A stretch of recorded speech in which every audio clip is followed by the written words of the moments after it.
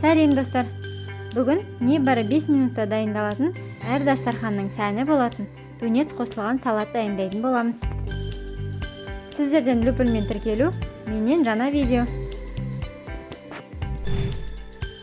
Құрамына 100 грамм салат жапырақтары, фета ірімшігі, қара күнжіт, 3 ас қасық зәйтүн майы, черри қызанақтары, тунец және де лимон, дәміне тұз бұрыш қажет.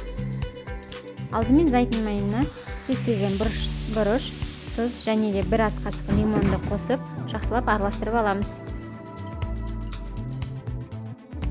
Салат жапырақтарын 2 және 3 бөліктерге бөліп, зәйтүн майымен араластырып, ыдысымызға саламыз.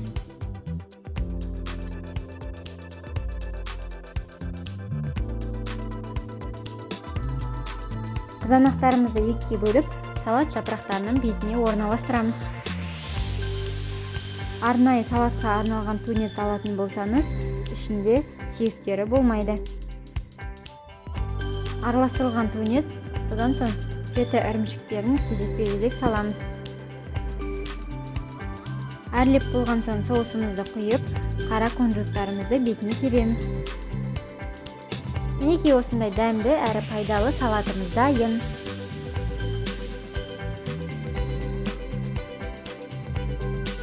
Көңіл бөліп қарағандарыңызға рахмет. Сіздермен болған Асылжан. Астарыңыз дәмді болсын.